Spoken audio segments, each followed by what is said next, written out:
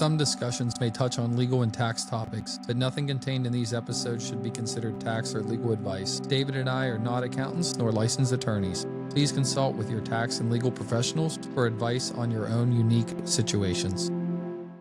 Well, welcome to Apartment After Hours, and this is like the worst after hours ever because David's still at the office. I'm 46 minutes late because I was at a client dinner, and Reid's just happy as a pig in shit. So maybe it's good. And Always good stuff. So yeah, so I was kind of thinking this on the way as I was driving and texting you guys, and saying that I owe you a bottle of bourbon for being ungodly late because, I was just thinking, like, in this business, right? Like, there's so many times where we don't control our own schedule, right? Like, with clients and stuff, like, and somebody was asking me, like, why do we get into this business? I thought that would be an interesting topic tonight. Is just like, what is it that drives us to get into this business? Why do we like it? It's a good question. I know why I got in the business. I'm still trying to figure out what drives me this today. Yeah. I mean, I think a majority of the people that get into it, get into it by accident. Yeah. I don't know too many people that are like growing up going, I want to be a real estate broker and sell apartment buildings. My son does. Does he? Well, then Yeah. that's... He wants to go in the Marines, and when he gets out, he wants to get in the real estate business. Oh, I don't know where in the world he got that from. Yeah, no kidding. Well, It's not like he's 10. I mean, he's 17. yeah. Well, he wants to be like dad, so that's a good thing, man. That's a good thing. I don't mind. I didn't even know what real estate was when I was 18. I had no clue. Yeah. I wanted to be an architect when I was a kid. Oh, really? I just love it. I mean, I had a class in high school where the art teacher, I convinced her to let me, for my whole year or whole semester's project, design a house. I had to do like the interior design work on it. I had to do the floor plans, had to do the exterior sketch, all this stuff. And she was like, you can do this over the course, this is your assignment, and she thought it was going to take me like, all semester to do or whatever. I went home over the weekend. I think it was a weekend or something like that. Came back and it was done. I got an A. I used to sit around and draw like buildings for fun. Wow. I'm going to start calling you Art Vandelay. That's going to be your new stage name. But my mom worked with a lot of architects, and she was big into like architecture and art and had all kinds of books on it. So it was like, I kind of saw that stuff. But no, I got into this business because, I got into the apartment management side first, just adding the paper I saw and applied. But after, being an asset manager and seeing the closing statements all the time, I was like, man, these brokers are making like more than I make all year on each deal. I was like, I'm on the wrong side of this business, and switched over. And I will say, as much as we complain, as stressful it is, it's the coolest job. I mean, like I tell people all the time, like it's fun. Like I enjoy coming to work. I don't mind staying late like this because I mean, you really can make a really healthy living and have a lot of fun. Meet a lot of people. I've met a lot. Some of my best friends are apartment owners, developers, brokers, just people in this business. Yeah. I mean, it's the lowest risk way to be in real estate. That's true. You know what I'm saying? Yeah. You're not raising other people's capital to put into deals. You're not running deals. You're not, all you're doing is, matching. It's matchmaking, right? So it's like, as long as you learn how to find the deal and how to find the people that want to buy the deal, which is basically the people that own the deals that you're already trying to find, I mean, that's where it gets exciting, to me, but I never thought I'd be in this business ever. I'm going to say lower real estate risk is going to be a real estate attorney because they get paid no matter what, even if the deal doesn't close. That's a good point. Yeah, but you still have liability as an attorney though if you mess up. You got liability as a broker. That's true. Yeah. That's true. That's true. Yeah. How would you like it if every transaction you worked on, you got paid regardless of whether it went through or not? That's the thing. And that, especially when, we used to go to the closings, right? 15 years ago when the They're real all in estate person. attorney's looking at what we're making on the closing statement, and then you see what they're making on it, and they're like, we're doing all the work. I was like, the only reason that you have the work is because we found this deal and put it together for you. So, Yeah. you know, And they don't realize all the deals you work on, you don't get paid for. exactly. And you're getting Right. paid regardless. So, Yeah, no, it's funny is like, I mean, I think like, David, you and I have talked, right, about like, we've done federal service, obviously, in different sectors. And it's interesting. I do think it's one of the greatest businesses in the world. And, we were chatting, I was at a dinner tonight and just meet really awesome people in real estate. And then, they really cool hobbies. Like we were talking about, the gentleman national air guitar champion, which was just like being truthful for those listeners. This guy actually is. And I thought it was pretty cool. So you get to learn different things and, talk about different people that have different hobbies and stuff like that. I think you get to meet some really awesome people in this business. So, Yeah, but yeah, it's I meet more and more young people though that seem to want to go into it now, like coming out of college. I think that's social media, right? So Yeah. social media is making the younger kids see it more. Before you had no clue what was going on. Well, I Yeah. mean, how many times have you told somebody what you do and they're like, oh, you mean like you sell individual apartments, like somebody to move into Right. it, or or like they just don't get what an apartment broker does. And how I always explain it when people say, "What do you do?" I say, "Well, how like a realtor sells houses." Like, yeah, like well, I do the same thing, but for large apartment complexes. They're like, that's a thing. Like people sell those. Like, yeah, all the time. And Yeah. I mean, but it's not something people think about, right? I mean, but it is becoming more popular with more people getting into it. But yeah, it's something people don't think about. So yeah, it's interesting like that on that, I was at I went to my hometown. This is probably maybe 2 years before the pandemic hit. So whatever that was, 2018. One of my childhood friends had passed away, and so I went back for the funeral. So I got to see a lot of the guys that I went to grade school and high school with, and there were if we were sitting after at the cocktail lounge, this cocktail lounge down the street, and they were asking me, so what exactly do you do again? And I was trying to explain it, right? And they're like, wait a minute, so you own the buildings and you're trying to sell? Like, I don't get it. And I said, to the one guy, I was like, well, Chris, do you own your house? Well, yeah. Say, so the broker that sold it to you, did she or he own the house? Well, no. Okay, well that's what it is. We're basically just bringing you together and taking a fee for it. And then the thing that blew their minds was that we don't get paid every 2 weeks. Right? And then the guy goes, I'll never forget, he said, because he had worked for the city and he gets paid every 2 weeks. And he said, man, what you do is risky as hell. And I said to him, I said, well, I go, did you have to ask somebody because it was a Thursday funeral. I said, did you have to ask somebody to take off for today? Well, yeah, I had to put in and this and that. Do you have to ask somebody to go to your kid's soccer game, like to leave early? Well, yeah. I mean, we got to, and I said, and can you make whatever you want? If you work harder, you make more. Well, no, I get a salary every 2 weeks. I said, well, that to me seems pretty risky. Yeah. yeah. You get to be 50s or 60s, and then there's a 25-year-old that can do the job the exact same way for less pay, and so your job's gone. That seems risky to me. See, that's a good thing about this business is the longer you do it, really the more money you can make and the better you can get, generally speaking. Oh, yeah, it is interesting, though. right? All we have is experience. Yeah. But people will ask me, they say, do you have things in common with a real estate agent that sells houses? And I said, I think we're more akin to selling financial instruments that are secured by real estate. Right. So, I mean, because like ours is much more financially driven in the sense that you're really looking, hey, do I buy a bond? Do I buy a stock, or am I looking at an alternative investment? Right. And that alternative investment is real estate a lot of times, because a lot of times our clients are, insurance funds or life cos or, different things of that nature that are looking at these. So That's true. It's a good mixture.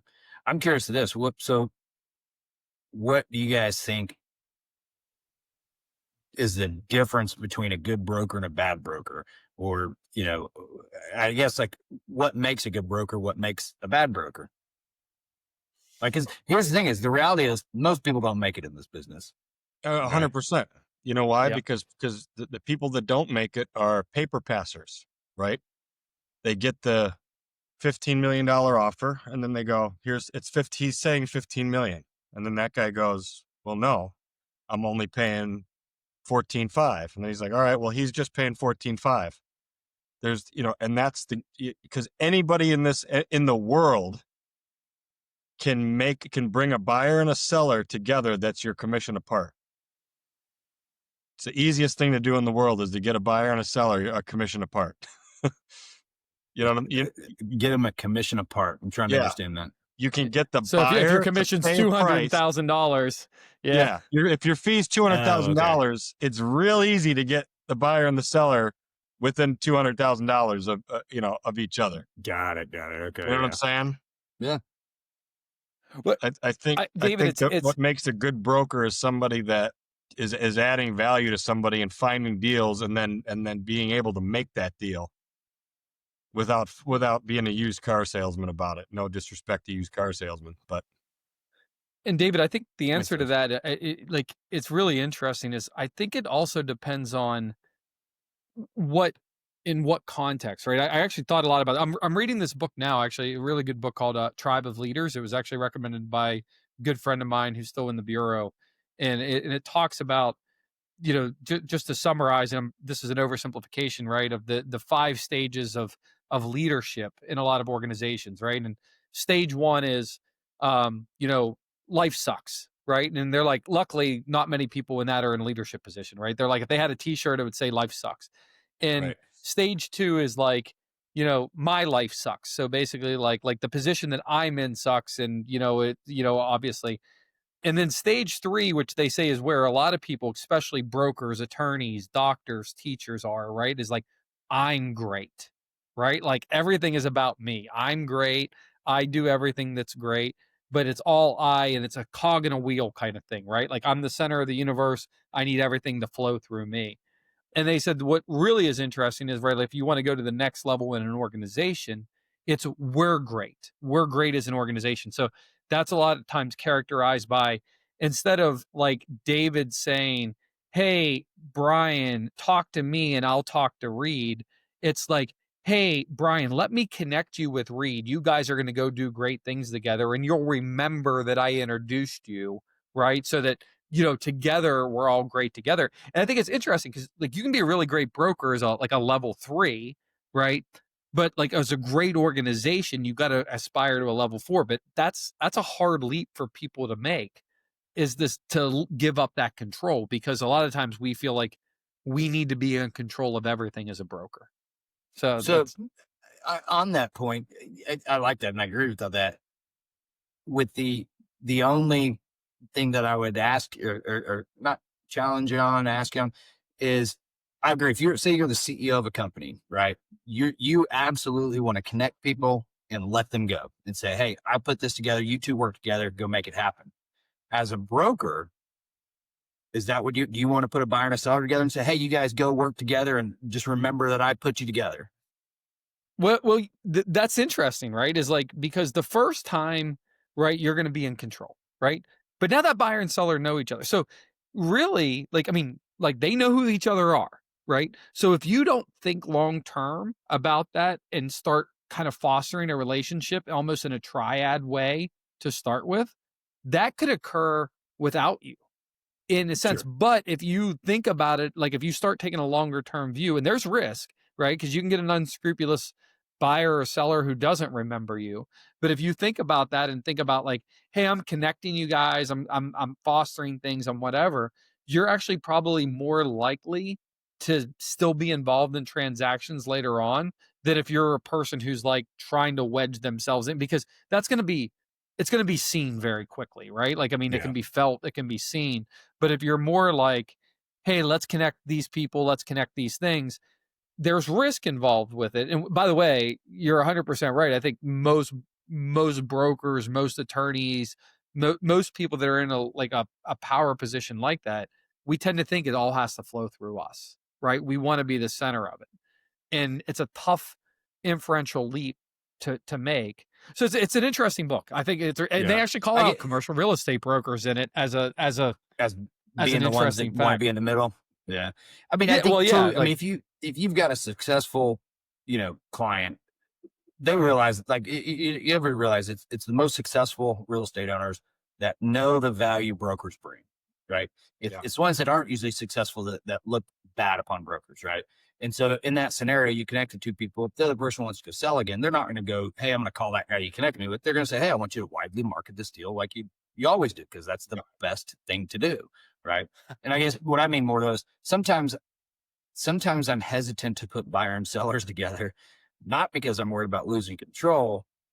I'm worried about them losing control, like something happening, and I guess it just depends on the parties involved too. Well, and I even had a client of mine say, I would much rather have you in the middle of a deal because I know I'm going to fuck it up and just go, ape shit on this guy. And just because of my own ego. He's like, because we need to be that person where they say in one ear, tell that guy to go stick it where the sun don't shine. And then you come out this year and then you say, he really didn't appreciate on the second page of the contract, term B, he just wants that cleaned up a little bit.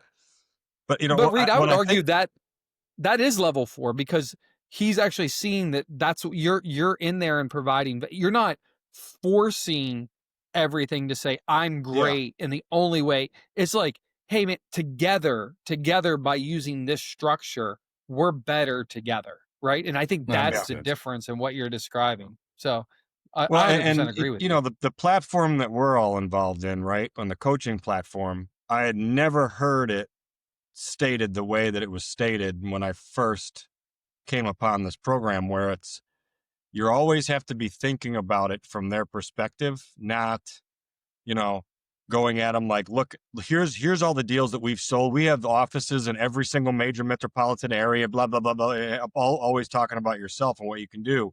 When all you have to do is just sit there and say, so Bryan, I understand that you have 2 other partners. One is kind of MIA. You're running every single deal, part of the deal yourself. You have a son that's in the business, and you go through the entire situation of exactly who they are and what they do. And then they're like, wow, I mean, you hear me.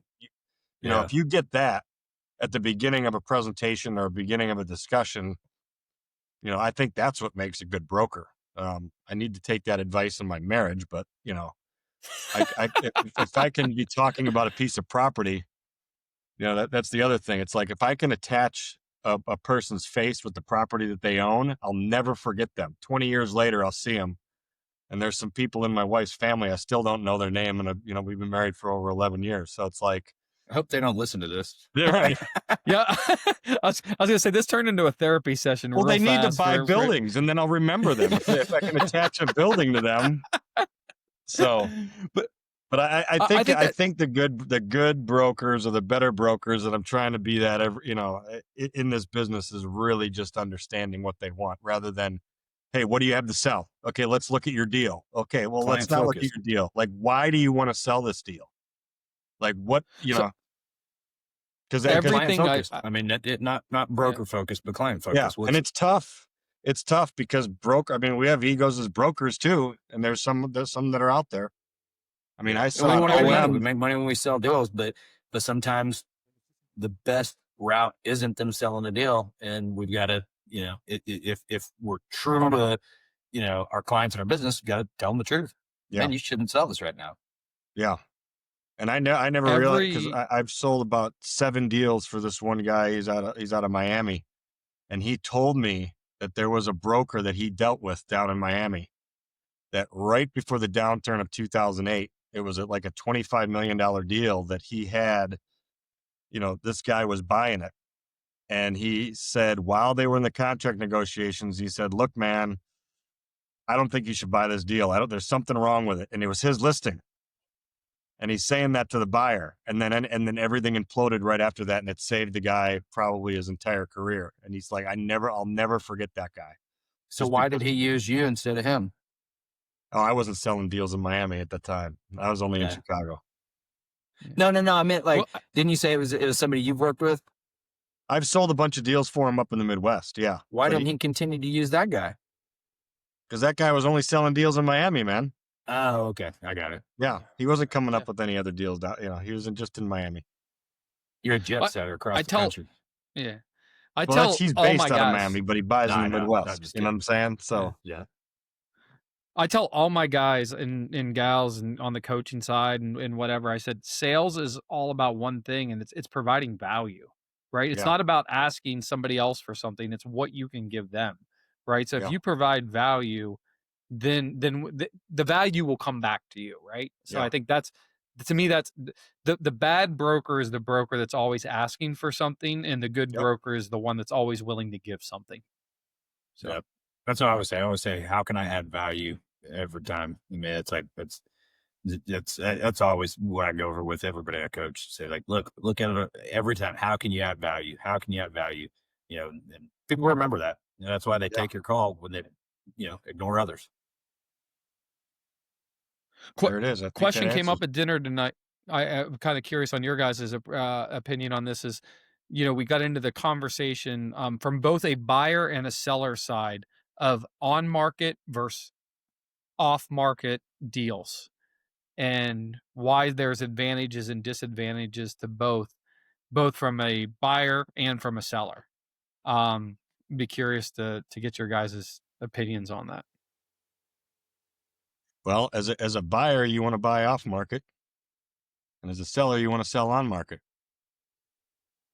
Yeah. I don't know why. I mean, whether it's a good market, slow market, bad market, whatever, I don't know why you would ever sell off market. I get why people buy off market, but I really don't know why would you ever sell off market. I mean, the only reason I can think of is if you just absolutely didn't want people to know that you're selling it for some reason.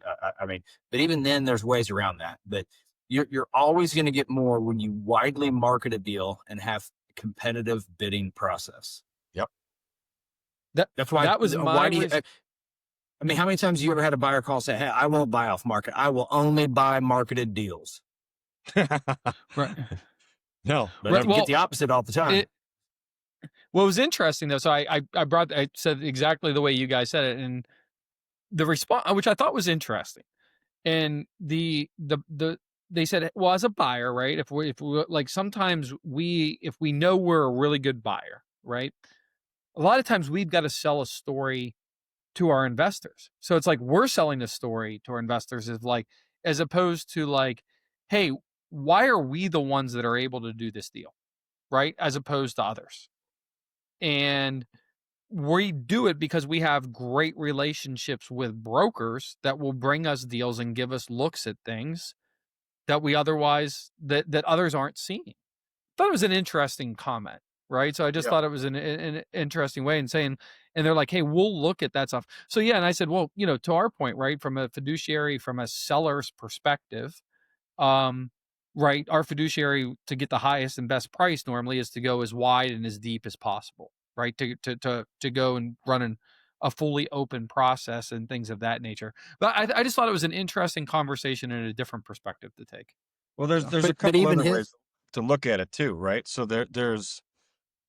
I know a lot of guys that will not look at a deal if it's not listed, either a pocket listing where they're not going to be taking it out to the marketplace broadly, Really? they have full control, or a deal that they're listing, and bringing it out to the market, because a lot of the off-market guys are just testing and wasting a lot of people's time, the buyers, the brokers, and especially if, I'll never forget the guy that posted on LinkedIn one time. He's like, here's me looking at this off-market deal from the 8th broker I just received it from today.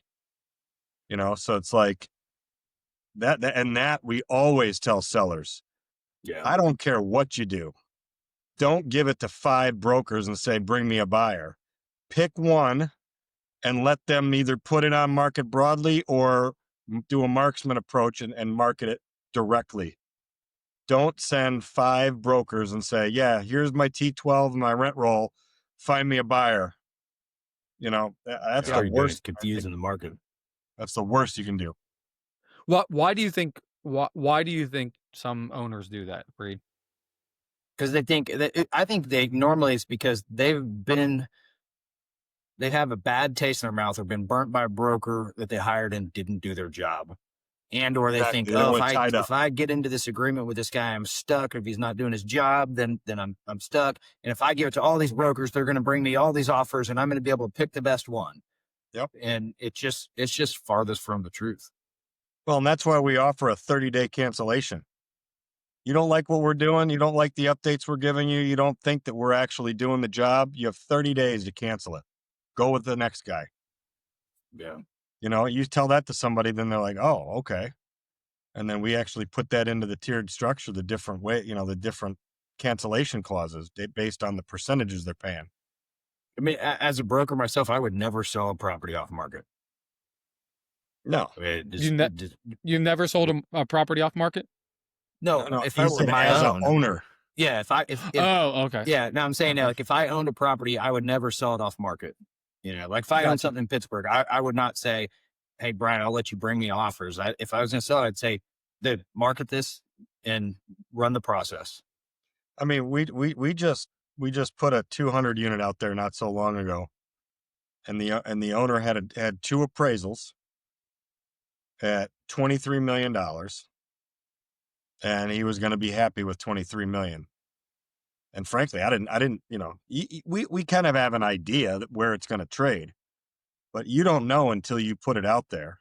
Yeah, we've all been offed. And we're talking $7 million above that number is where we ended up landing. So, and that's just because you don't know until that process is out there and the cost of capital and people's motivation and why they're coming in to buy a deal. It just the competitive bidding frenzy sometimes, sometimes it drives it up. I hope you had an incentive fee in there. Yeah. My incentive fee was to get it closed. How are you guys creating your incentive fees in that situation? A tiered structure. I've shown you mine before. Yeah. I've done it different. And look, I try to price it as accurately as possible. It's not like I'm trying to weight it one way or the other, but yeah, sometimes, you run the process and you just do really well and it works well. And then there's times that the opposite happens. You barely make anything. You're like, of course, especially when the market started turning, there are several deals that, just didn't trade for what we thought. And our fees were little, it caused our team to even say like, man, do we want to do that structure anymore? And I kept pushing. I said, absolutely. In the long run, it works out. And it's also, again, it's what aligns us with the best interest of our client. We want to push it as far as we can. And if we don't push it as far as we say that we can, we shouldn't get paid as much. Yeah. What's the highest tier you've ever hit? Like 10%, 20% on like a top tier, like of a threshold?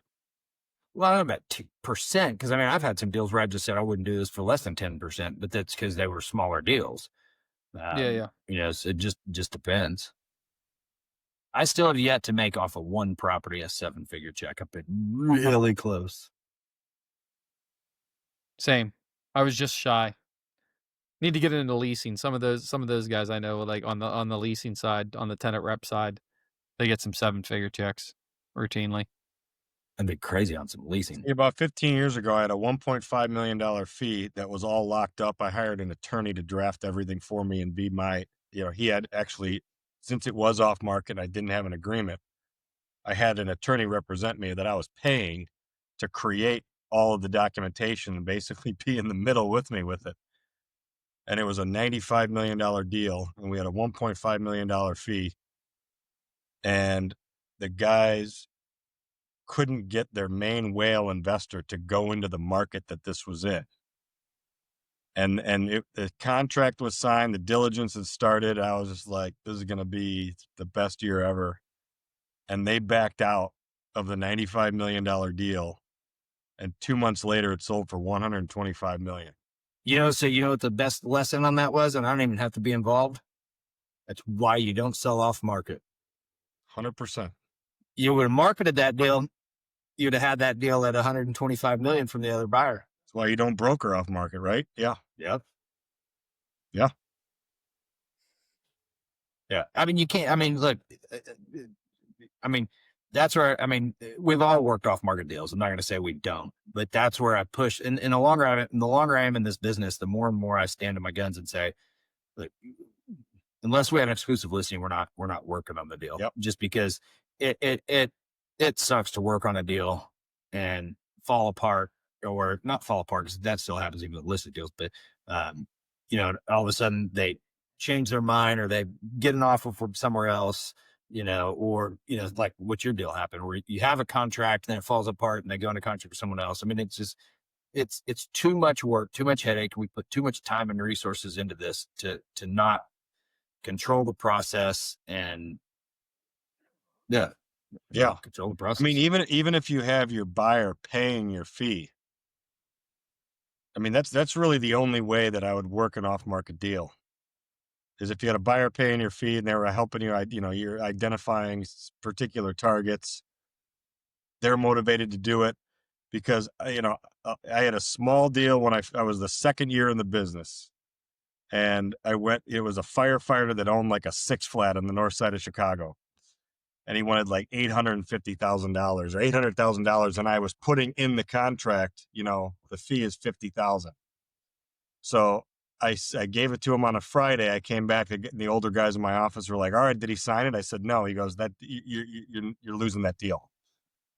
And I was like, what do you mean? He said, he's just going to think about it and get back to me on Monday. Well, on Monday, he came back and he said, this other guy is willing to give me that 850 and he doesn't have a broker. So do you want to go back to your guy? And I mean, now you're screwed, right? You're trying to go back and just fight for more fee. I don't know. What do you guys think about? I've always been curious how if somebody made a business where they were just a buyer's broker. Now, I will say there's a company out there, I don't know if you guys know who they are, where they have that. I mean, they have a buyer broker team, and that's part of their pitch, across the nation. They say, oh, we got this team that they go out and all they do is find buyers for all of our listings, blah, blah, blah. They don't ever work with sellers. They just bring new offers, new to market kind of thing.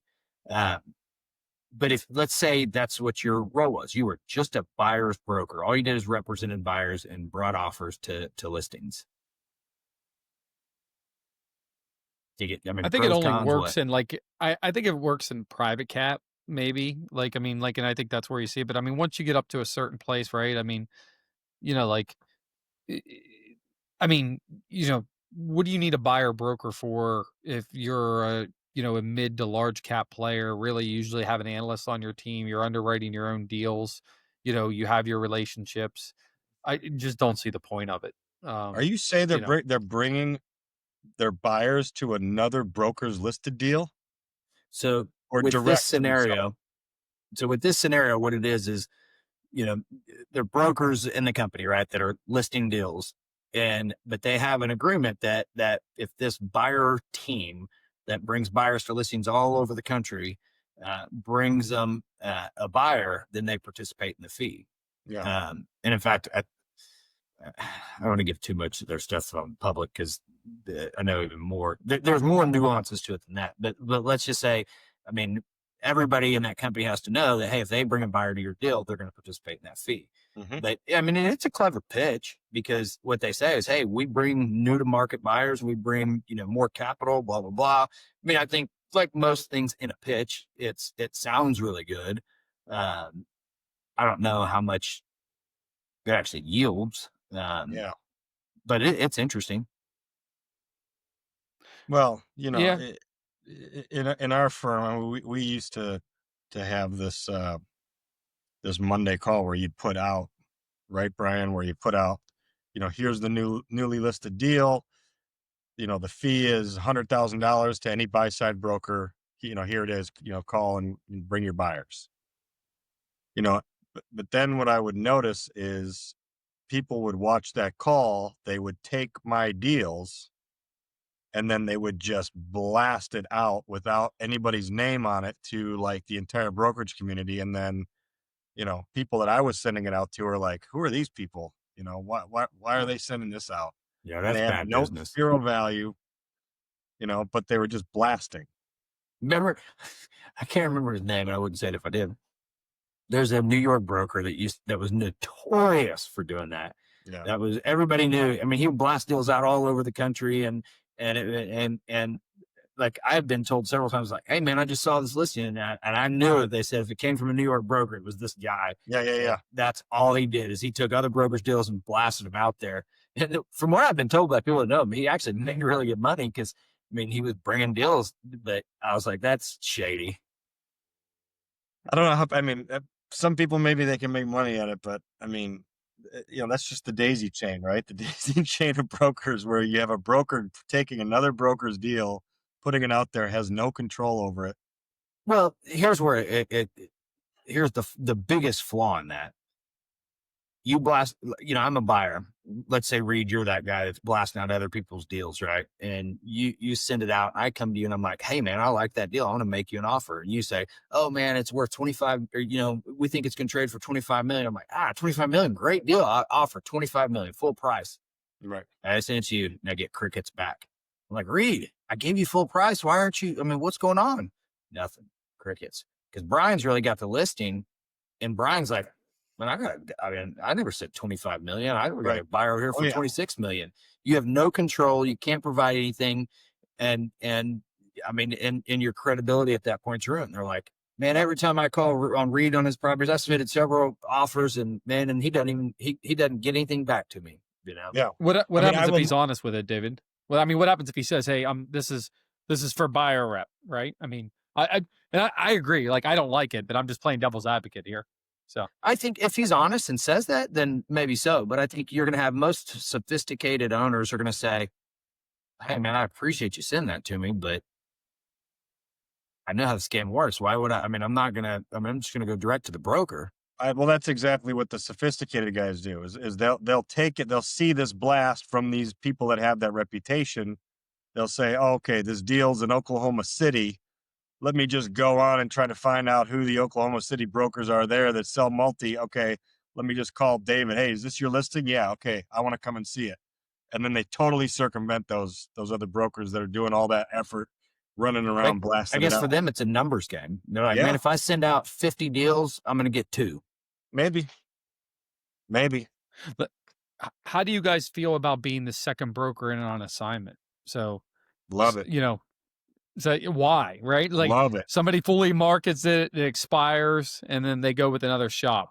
What do you like softened about up. It depends on where the market's going, right? I wouldn't say I love it because it means I lost it the first time. Right. But no, I agree with you. It's usually they're more realistic the second time around. Yeah. Now, if I lost it because I told them the truth, and then the other broker couldn't perform, I love that. It's like, told you. Well, but what about dealing with the protect list? What about dealing with a protect reserve list? buyer list or whatever? Yeah, so like so those are exactly. So they if I did my let's just say, so let's use this scenario, right, David? It's Reid's deal. You and I pitched it. You told him exactly how much it was worth. It was worth $30 million, and you said 30. I said 35, right? And they said, well, Reid goes, Brian says 35. I'm awarding it to Brian. He's going to go get me $35 or 35 million. I go and I blast it to the entire database, and there's a ton of overlap in our databases, as there mostly is, right? And I go through, do it. I don't do anything. Obviously, I failed, and now I registered everybody on my 35, and I got a 180-day tail. And Reid comes in and says, David, your turn, right? And by the way, but here's the registered buyer list. How do you deal with that? Well, I think so. I would look at it like this. I would say, look, let's use the 30-35 number. I'd say, look, if I sell this, and I'm trying to think of how to word this right. They were offering 35. So if I sell this and I guess that wouldn't work. I was going to say if at a certain dollar amount, maybe I can see, but I don't think so. I'd say, look, we pitched this, we told you the value before. I mean, if they're a registered buyer, I mean, you're going to have to pay them, but this is, I mean, if we're going to market it, we're not going to have those. Yeah, Yeah, there are two scenarios that I see the younger broker. I mean, I did it when I was new to the business, right? The one scenario that you're not going to get paid on is when they have 3 exclusions that go unlimited. You're done. You're going to do all the work, and they're going to take the offers, and they're going to say, "Here's my 3 exclusions. Beat it." That's Yeah, I so would you never do lose. that. Yeah, you lose there. But I see brokers all the time allowing exclusions in on an exclusive listing. Especially when you're new, you're like, oh, I just want it so bad. I'm willing to do Okay, it. all right, yeah, whatever. Because they just get pushed around in the listing, and then the other one is when the market's kind of starting to get a little strange, and people are starting to lose their deals. The brokers that list with the seller that's going to be losing the deal. Because You it's going to lost me. foreclosure. Okay, it's going into foreclosure. The bank's going to start taking it back, and you sign a listing agreement with the seller. Yeah, because then it goes to receiver, and the receiver appoints a new broker. Well, because here's all he's going to do. If the seller's losing it, and let's say they're $1 million underwater, they can then take that offer and go direct to the lender and say, "Here's the offers that my brokers have brought in," and the bank can sell the deal. They can foreclose, sell or like take the deal back and go direct to that buyer. I'll tell you what, though, Reid. Yeah. I've a couple years ago, I made a good amount of money on those situations where the bank left me in place. Yeah, Because they're like, hey, you're running a process. You're doing a good job. We're keeping you in place. If you're a good reputable broker and they see that you've actually been working and you haven't, like, you're not just in cahoots with the seller, there's a lot of times they will. Yeah. I was gonna say, I see your point. Another interesting one is where there's a buyout of a partnership, though, right? So there's a partner, and they have you run a process, and they're just trying to get you the bid, and then there's an exclusion where the partner can buy them out. And that's all. And that's the part of the listing agreement should start crossing out right before you sign it. Yeah, that's what your listing agreement should say, like any kind of a buyout or something. And then you have that conversation ahead of time. Like, hey, look, if this is what's going to happen, we got to work out some sort of fee. Yeah. Right. Yeah. But they'll cross that out. They'll, because, they'll cross that out in that first section of that listing agreement. It'll come back all red. And you're like, wait a minute. Well, why are you crossing that out? What do you get pushed? What's your biggest pushbacks on your listing agreements? Obviously, commission's always, with things, but what are the other things that you always get pushed? Yeah. The prospecting period afterwards, right? Or Or tail. participating in earnest money, or fortited earnest money. Yeah. Forfeited earnest money. Yes. Always. How many times have you guys kept earnest money in your career? Me kept it, or a seller kept it? You as the broker in the listing agreement. Yeah, I don't think ever. Well, I think there was 3 times. No, I think there was 3 times you kept it. Wow. The last one was 2 months ago. It was the third time in my career. The entire balance, or a percentage of it? No. It was a split. Like, it was a split. But it was 50. Yeah. It's usually half up to what our commission would be. But yeah, 3 times. By the way, there was one. I didn't take it one time when I was entitled to it, and it was a good chunk. It would have been one of my better commissions of my career. And we actually had a conversation, and he said, "Hey, I'm going to let you because it was a buyer default, and the buyer, and it was like, and it was a great client, and it was like, he's like, hey, I'm going to keep it with you and list it." And I was like, all right, like, just keep the money, and like, we'll go forward. And it actually was the best decision because it turned out really well with the client and everything. But yeah, it was a hard one to walk away from. So, yeah. I've only had 4 times earnest money defaulted in my whole 20 years. In fact, until the market kind of started, until about the last 5 years, I had never had a deal go into contract, earnest money deposited, that didn't close. I take that back. There was only one a long time, because it was way, way, way, way long time ago. One that didn't. But out of the 4 deals where earnest money's been defaulted, 3 of them were on the same property. Isn't that weird? that seller made a good chunk of change just off of defaults. It did. I mean, I was like, I don't know what the deal is with this, because each situation was very different. It was never the seller's fault. I mean, it was always just some random thing, and I'm like, dude, and of course I didn't get paid. So I'm like, man, this property is like cursed. Right. You've got to participate in that. The seller should want you to participate in that. Yeah. He's Right, making money. right. I've also sold a property 5 times, and I remember one time the seller told me, he goes, you know, you've probably made more on this property than I did. Yeah. That's awesome. But that's when you're doing your job right, whenever people continue to rehire you. Yeah. Yeah. So, all right. So commission, the tail, and earnest money deposit. Yeah, I'd say those are the, anything else you guys normally see? I mean, those are the 3 big things. What do you see about getting marketing fees back? So like, they terminate an agreement, or, they sell and it's on an exclusion list, getting a marketing fee back. How do you guys feel about that? Yeah, I haven't done that until recently. And so in fact, whenever I came to Colliers, that was something they really pushed us on, was actually having a marketing fee in the listing agreement. And I just never really had asked for that. And so I talked with a couple of the guys that I coach that are in primary markets, and talked to them about it. They're like, yeah, every listing we have a marketing fee in there. And their marketing fee is, hey, you agree to pay X dollars unless it closes. If it closes, then you don't pay that. But or we'll if credit for it whatever against reason the it doesn't commission. close, Yeah. do what? We'll credit it against the commission. Like you pay $5,000 for marketing, and we'll credit it against the commission if it closes. Yeah, that's right. Sometimes paid up front. Yeah. And and I'm like, man, I don't know about that. But I think more and more, especially as the more we do to market properties and the more money we spend, I'm less opposed to that. Yep. Yeah. I mean, that's the thing people don't realize. Like sometimes we're like, hey, can you get started? And I'm like, hey guys, I need a listing agreement. I'm like, we're going to go spend 6 or 7K. Like, like by the time we do drone work, professional photography, right? Like sometimes we're doing video work, right? Like it's, I mean, that stuff adds up fast. I'm like, we're spending 6 or 7K, like off the bat, like day one. Like you got to know that we, have a contract here, right? Yeah. That we're moving things forward. How do you enforce that fee in the back end if it doesn't close? What are you going to do? You got to get it up front. I mean, for 10 grand. Yeah. I mean, unless you're getting them to pay it up front, you're probably not. Yeah. Right. I mean, think about that. I mean, think about you probably, David. I mean, how many times that you were probably entitled to half of your earnest, hand money, and same thing. And how many times did you actually just say, hey? Well, 3 out of those 4, it was in the list agreement. We would have got it, and I just didn't. I mean, I was like, look,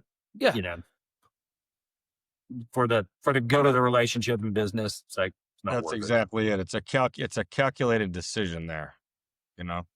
Yeah. It's forest of the trees. So, which is, a lot of people don't look at it that way in this business.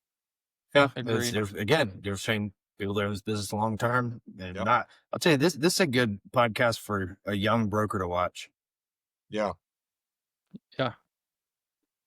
See, and it would make people want to get into the business watching all these damn podcasts, right? I'm going to make my son watch this. Yeah. Yeah. I'm glad I was late. I had things to talk about. Yeah, right. True. Now we got to say some of the bad things. What are the bad things to make people realize, hey, it's not all rainbows and sunshine? And well, you go to dinner and you think you're going to be available for an 8:00 podcast, and you don't get him to 8:46, and you're still talking, and David texts you that he goes, I knew this was going to happen. Right. We knew it was going to happen. How did you know it was going to happen? I didn't even know. Like I was like, I didn't even know this was going to happen. I knew if one of us was going to be late, it was going to be you. Oh, that's rough. I'm just playing. Yeah. No, I think that there are drawbacks though. I mean, there's I mean, how many times have you gotten months without a fee? And especially early in your career. Well, I talked about this actually. My wife and I did a Friday specialty call one time, right? I think this is a very interesting business where the low level chronic stress just doesn't go away. Yeah. Right. I mean, you always have something due, something that's owed to a client, and always wondering where that next commission's coming from, right? Even if you have a big one to close. Yeah. So it's just, and by the way, like if you think about, like I was actually, I don't know, if you guys listen to Peter Attia, right? He wrote the book Outlive, talks about the science of longevity training. And then he wrote, he has a podcast called The Drive, really interesting. But we talk about like dopamine and Dopamine Nation, if you've read that book, and it's like our bodies are basically hardwired for acute stress. And by the way, acute stress where we get a small dopamine hit, right? We work really hard, like we go chase food, right? And we get a dopamine hit from like getting that food. We're not wired for the constant dopamine drip like social media that we get nowadays.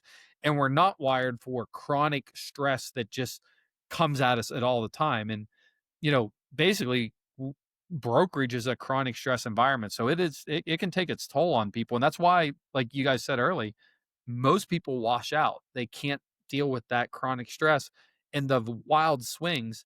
And the weird part is sometimes in the short term you can do everything right and it doesn't matter, right? Like in a downturn market, you can do everything perfectly and you're not closing a deal maybe that year. And Things just fall apart. over 5 years, you'll be fine, right? But in a 1 year, an 18-month time frame, you could do everything perfectly and you could have a really bad year. So that's why I tell people all the time, like when you're getting started, you need to have at least 12 months, if not 24 months worth of reserves. Hopefully you won't go that long, but it's who good the hell to have has that, right? I mean, getting into the business. Not yeah, many. but then too, just man, when you have great years, put some money aside because there's great years and then there's bad years. So that's you actually brought a great point there. I wanted to ask Reid, if you're a leader of a team, right, and you're bringing somebody on, how do you help them like kind of manage that kind of coming into the business? Because I think it's one thing coming in as a lone wolf, right, as a whole thing, because that's what I did coming into the business, right?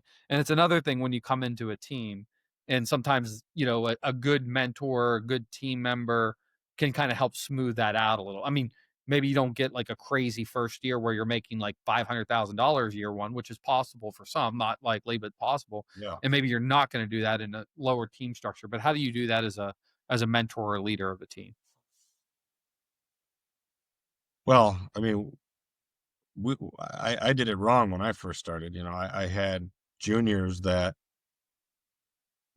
they would just do their own deals and then I would help them. Right. And then the problem with that is they either are going to burn out or you're going to help them make a couple deals. They're going to get a big head and say, I don't need your help. Let's renegotiate the splits, and then they blow out because they don't have the experience or they catch a market that kind of dips, and David and I had talked a lot about the team splits. I'd never even thought about that. So, I mean, we just started playing around with team splits when we brought on a new team member and separating it out and giving, everybody gets a little piece, but it's heavily weighted on who procures the deal or brings in the opportunity to get us at the table.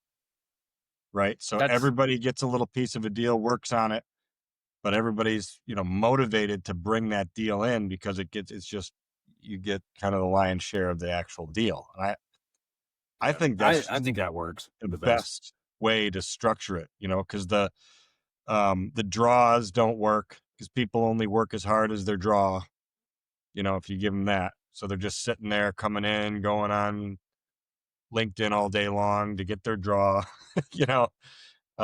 but if you engage everybody and everybody is part of the team, I think that's just the best scenario to do it within this. David and I talked about this recently too, and I guess my question, my only thought on that is, what happens if you have brokers where it's like, it obviously we always want to win business, right? Like, I mean, that's a key motivating factor. But what happens? How do you incentivize if it's like, hey, Fred on the team maybe is not the best person at winning business, but man, that guy can do other things on the team that complement, that really enables like Steve to go out and win so much more business because he doesn't have to worry about it. How do you balance that out? Right. I think that's why, you have to adjust it, like keep it open and adjust it every year. and then the team comes together and say what's working for the team, what's not working, like where are our strengths, where are weaknesses, should we adjust things to compensate for those strengths and weaknesses. And because the I think the worst part about a team is when you set the team splits in and then never revisit them, and then somebody like starts, You got to lose people like that. making much more activity come in, and the team splits are the exact same. You have to adjust for that.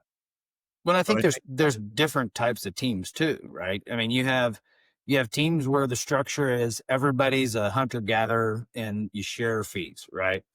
And then you got teams where there's one or two primary quote unquote brokers and the rest are kind of support staff. And support staff doesn't necessarily mean an admin or an analyst. It could be a broker, but maybe they're better at handling due diligence. Maybe they're better at, just making follow-up calls. Whatever it is.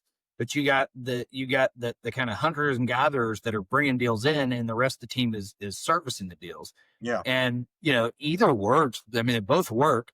It's just a matter of who are the dynamics on the team and who does each role. And I think it's both can work though. Yeah. I think the best possible scenario, as long as you have enough to feed the machine, is to have a bunch of salaried brokers that bring the top, principals all the deals, and they're getting a pretty decent salary. They're happy about the salary. But the only problem is in a down market and you're paying all those that overhead and those salaries, that's where it becomes a challenge. Do you think that's sustainable though? Did the salary brokers how are they going to? And then they become a partner eventually? Well, is that what how? I probably shouldn't call them salary brokers, like team members that are in place that maybe don't have any interest in brokering deals, but they do figure out a way to funnel. Like if we had a team member that came out and knew how to do listing launcher and they just ran that. Well, that's what I was talking about, saying the team where you got a couple, one or two people that their job is going out and finding deals, but everybody else has different roles on the team that they fulfill. That's what I'm saying. That's the alternative type of team compared to one where there's a bunch of hunters and gatherers and they all share. And both are successful. I mean, sure. I've seen both of them work. It just depends on the team. Yeah. What's guys for the next one?